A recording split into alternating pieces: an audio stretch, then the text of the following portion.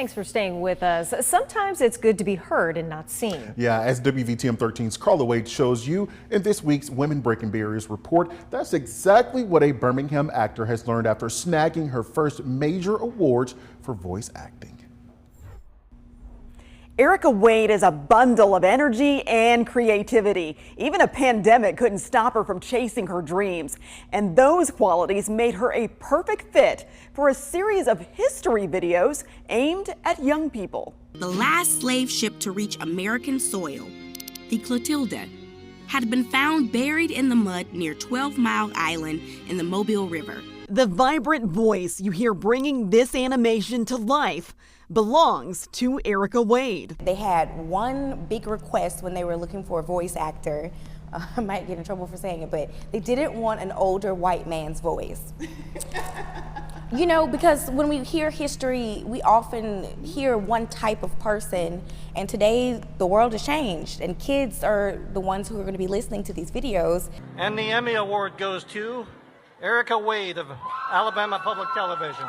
The Fairfield native is the founder of Glenda's Baby Productions, named after her mother. I've been teaching now for about 9 years. I started in California, and I thought, coming from a family of teachers, I'll never be a teacher. You know how you try to rebel against your parents, but I love it. After all, her mother was the first to notice how much she loved performing and writing. She says that I was 4 years old and I walked up to her and dictated a short story, and she wasn't writing it down, and I stopped and said, "Write this down." She graduated from the Alabama School of Fine Arts, where she now teaches.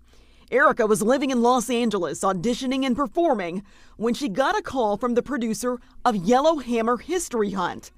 Alabama Public Broadcasting's award-winning series focuses on significant Alabama people, places, and historical events. So they wanted someone who had an energetic voice, a relatable voice, but then also could find moments of seriousness when they were called for. It was at the peak of the COVID-19 pandemic.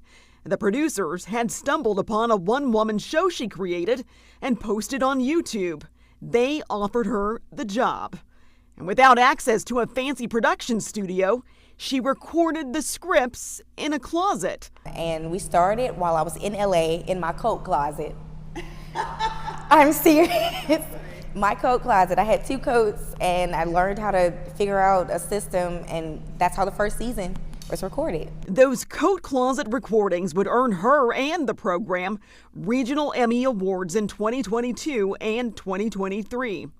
She says getting into character behind the mic instead of in front of an audience or a camera requires a different skill set. I prep my scripts in advance and all of that, but it just really comes down to really seeing a human being in front of me that I could just talk to and just be my natural, empathetic self.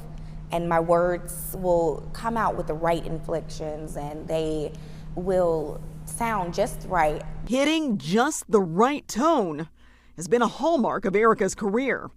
By embracing new models for how artists get their work seen by the public, she's becoming a role model for a new generation of creative minds. I think a lot of the tools that we need to get started, we already have. We have our voices, we have our audiences, we have phones, computers, and all of those things. She's focused now on writing a screenplay and hoping to get in on the ground level of Birmingham's growing film industry. And so I always tell people, don't wait for a studio to come to you. I never did. I just did the work. And doing the work is working. Carla Wade, WVTM 13.